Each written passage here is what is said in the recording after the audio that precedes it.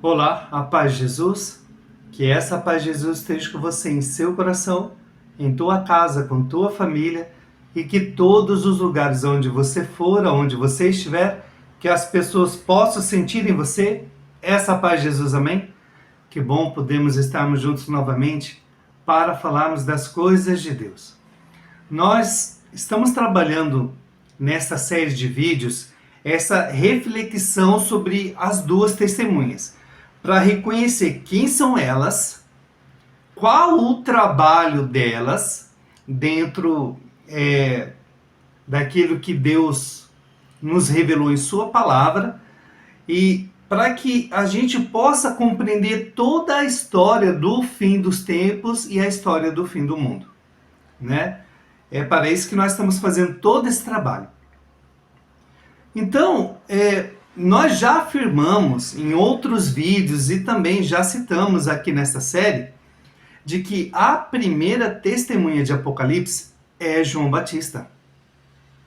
Só que aconteceu esta semana de eu ver um vídeo, entre tantos outros que eu assisto, né, de uma pessoa dizendo que João Batista, e ele estava fazendo uma reflexão sobre as duas testemunhas de Apocalipse, mas ele afirmou categoricamente que João não poderia ser uma das duas testemunhas porque a missão dele foi incompleta, ele não conseguiu realizar a missão dele.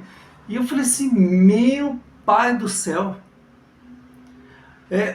pensa na ousadia que essa pessoa teve de fazer uma afirmação dessa. Para mim foi a arrogância da parte dele.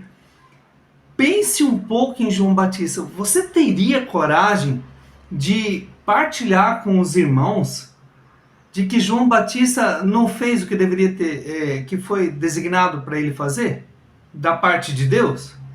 De que a missão dele foi incompleta porque ele não fez o que Deus mandou?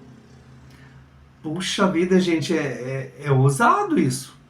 E para mim mentiroso também, desculpa falar, mas para mim isso não compete com a realidade. Inclusive Jesus falou que entre as pessoas que nasceram de mulher não teve um que fosse maior que ele.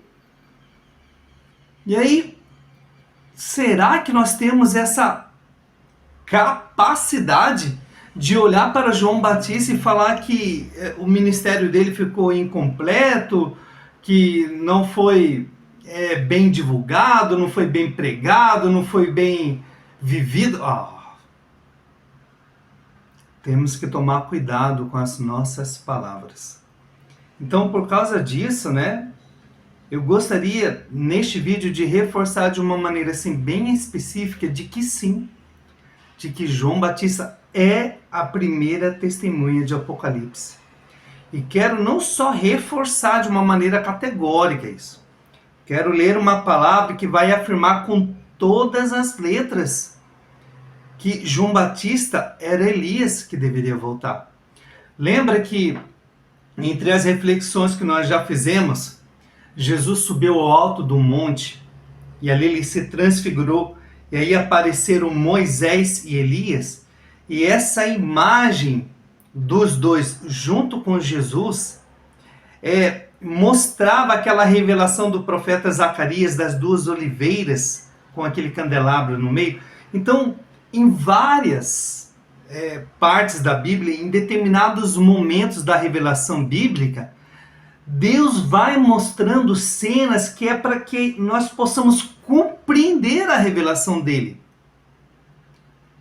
Compreende isso? Então, essa revelação que o profeta Zacarias teve, ela casa com essa revelação que aconteceu sobre o Monte Tabor, da transfiguração de Jesus. Não é à toa que foram Elias e Moisés que apareceram lá com Jesus. Não poderia ter sido outros, tinha que ser eles. A lei e os profetas. Compreende? Para que nós possamos ver essas coisas que Deus realiza e a gente poder reconhecer a revelação de Deus. Mas vamos lá. A palavra que eu separei para hoje, ela quer dar esse entendimento da revelação sobre as duas testemunhas. É claro que nós vamos, em outros momentos, aprofundar cada vez mais essa temática. Mas você que acompanhou esses vídeos até agora, você não pode ter dúvidas quanto a quem são as duas testemunhas de Apocalipse. São duas pessoas que viriam. Uma com a vocação do profeta Elias e outra com a vocação de Moisés, né, que está guardando ali a lei e os profetas. Compreende? E aí nós já afirmamos que a primeira testemunha veio, que seria João Batista, na pessoa do profeta Elias. Não é uma reencarnação do profeta, tanto porque Elias nem morreu para poder reencarnar. Não é só o fato da Sagrada Escritura negar a reencarnação. É que não tem nem essa possibilidade, porque Elias não morreu. Compreende? E depois nós temos a segunda testemunha, que virá no fim do mundo. Para quê? Para anunciar a volta gloriosa de Jesus. Compreende isso?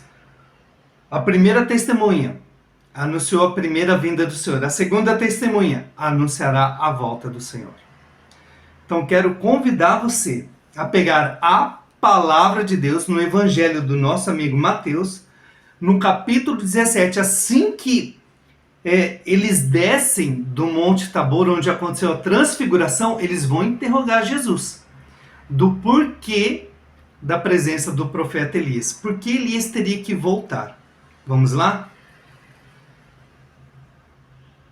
Capítulo 17, vamos começar a partir do versículo 9, que vai nos dizer assim: Ao descerem do monte, Jesus ordenou-lhes: Não conteis a ninguém o que vistes, até o Filho do Homem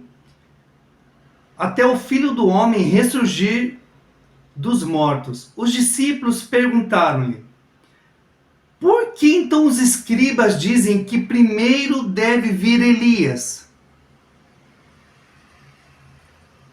Ele respondeu: Elias de fato deve voltar e restabelecer tudo. Mas eu vos digo que Elias já veio e não reconheceram. Ao contrário, fizeram com ele o que quiseram. Do mesmo modo, o Filho do Homem vai sofrer nas mãos deles. E os discípulos compreenderam então que lhes falava de João Batista. Palavra da salvação, glória a vós, Senhor, por esta palavra. Veja, esta passagem, ela é profunda para a gente poder ver toda esta realidade. Veja, os apóstolos tinham contemplado, né? Pedro, João e Tiago, Jesus manifestar a sua divindade sobre o monte. Eles tinham visto Elias, eles tinham visto Moisés, eles ouviram a voz de Deus Pai. Este é o meu filho amado. Olha a realidade que esses três vivenciaram sobre essa montanha. Percebe isso? Então, eles tinham esse ensinamento, né, por causa do profeta Malaquias. Ele dizia assim que Elias deveria voltar. Mas qual é o sinal do profeta Elias? É isso que eu quero trabalhar um pouco agora com vocês, para que nós possamos identificar e compreender, como os apóstolos compreenderam que Jesus estava se referindo a João Batista. Veja, quando Malaquias colocou lá que Elias deveria voltar, ele deu um sinal. Este sinal qual que era? Era converter o coração dos pais para os filhos. Eu quero convidar você a fazer a leitura de quando o anjo, lá no Evangelho de Lucas, apareceu para Zacarias, lá no templo. Ele pede para colocar o nome do menino de João, e ele fala assim: e ele virá com o espírito de Elias, e ele converterá o coração dos pais para os filhos, dos filhos para os pais. Olha a palavra que o anjo trouxe. Zacarias ficou com dúvida no coração por causa disso, ficou mudo, até que a palavra de Deus se realizou com o nascimento de João. Percebe a grandiosidade da situação? Mas algumas pessoas interpretam na sua cabeça que esse é um sinal muito fraco. Ah, converter o coração dos pais para os filhos, dos filhos para os pais? Puxa vida, é melhor que desça fogo do céu. Por quê? Porque o profeta Elias, naquele embate lá que aconteceu lá, entre os falsos profetas, aquela situação que estava acontecendo em Israel, ele fez com que fogo descesse do céu. Penso comigo que os judeus daquela época de Jesus, talvez até hoje, os judeus, como eles não aceitaram que Jesus é o Messias, eles estejam esperando esse profeta aparecer para dar este sinal. Veja, no Apocalipse diz que haveria uma segunda besta, um falso profeta. E ele manda fazer uma imagem, um ídolo do anticristo, da besta. E aí ele faz com que as pessoas adorem este ídolo. E aí diz o seguinte, que ele faz fogo descer do céu. Você percebe que este falso profeta, ele está, digamos assim, reatualizando aquilo que o profeta Elias fez? A gente sabe que quando acontece uma coisa grande, as pessoas ficam impressionadas. Imagine você estando num lugar lá e um profeta lá falando, olha, esse é o Messias que está, e será que é, será que não é? Então eu vou dar um sinal divino para vocês. E vem fogo descendo do céu, à vista de todo mundo. Como será esse fogo? É um fogo real? É uma imagem? É uma ilusão? Eu não tenho condições de dizer isso. A palavra diz que descerá fogo do céu. Como será isso? Para mim não importa. O que importa é que seja como for, uma ilusão, uma imagem plantada, um foguete que lançado, não sei. Não sei dizer a verdade. O que será e como será isso. Mas o fato é que as pessoas naquela época vão ver isso e vão acreditar nesse falso profeta. Agora, é fácil olhar para João Batista. Ele fez, olha nos evangelhos, por acaso ele fez o céu fechar para não chover? Não está escrito isso lá. Só que lá no livro do Apocalipse diz que a testemunha tem poder para que não chova nos dias de sua profecia. O apóstolo João está dando a referência para a gente reconhecer essa testemunha. E aí vem João Batista. Agora eu quero que você preste atenção. Eu vou colocar até a passagem aqui do lado para que você veja. João Batista, ele veio vestido, olha para você ver, a semelhança do profeta Elias. Você consegue perceber isso? A forma com que ele se apresenta, o pessoal em determinado momento questiona ele fala assim, aquele que me mandou pregar. Isso não é que um dia João Batista acordou, puxa, eu tenho que fazer alguma coisa pelo reino de Deus. Nossa, quem dera se nós um dia acordássemos e tivéssemos essa consciência. Eu tenho que fazer alguma coisa pelo reino de Deus. Só que no caso, João recebeu uma visita divina de um anjo. Está escrito que essas palavras não, mas é o que a gente consegue entender. O anjo apareceu a Maria, o anjo apareceu a Zacarias. Anjos têm grandes participações na palavra de Deus, é só ler. Quando João Batista fala aquele que me mandou, com certeza é um anjo que apareceu para ele e instruiu ele do que ele deveria fazer. O que ele deveria fazer? Preparar o caminho para a chegada do Messias. Toda montanha será aplainada, todo vale será elevado. O que significa essas palavras? Não é o terreno. São aquelas pessoas soberbas, as grandes vão descer. Lembra o cântico de Maria? derrubou dos tronos poderosos. Os grandes, ó, tudo nivelou. Agora aquelas pessoas mais humildes, ó, elas se elevaram, ficou tudo plano. João Batista, nas pregações dele, que pena que nós temos pouco sobre as pregações de João Batista na Sagrada Escritura, ali nos Evangelhos. Mas as pregações dele moveu multidões. Tudo bem que uma grande parte lá não aderiu a João Batista, que depois das exigências da fé as pessoas foram se afastando, mas muitos acreditaram nele. Ele tinha discípulos. Tanto que os primeiros discípulos que Jesus teve vieram de João Batista. João Batista fala, é ele que vocês têm que seguir. Olha, você consegue compreender tudo isso?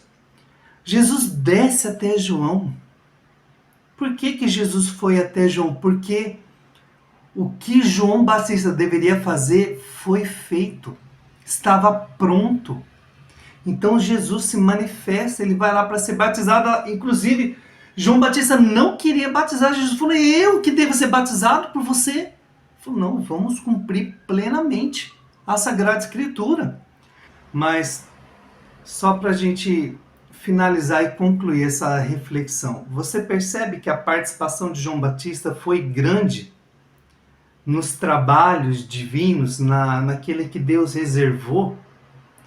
A gente tem a imagem das duas testemunhas em diversos partes da Sagrada Escritura. Veja, tem um momento que Moisés está lá com os anciões, lá numa tenda, lá o Espírito Santo desceu, e de repente tem duas pessoas lá no meio do povo. Dois homens que de repente começam a profetizar.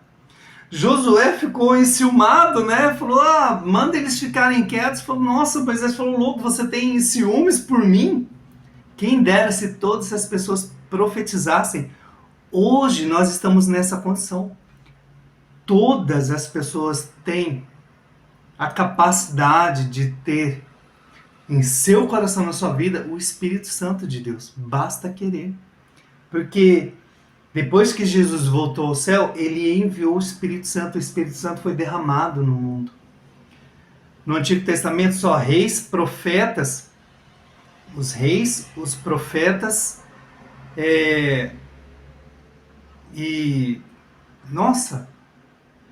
os reis, os profetas e os sacerdotes que tinham o Espírito Santo de Deus. Agora todos nós podemos ter o Espírito Santo de Deus. E cada vez que nós levamos uma vida mais santa, mais ele se faz presente na nossa vida.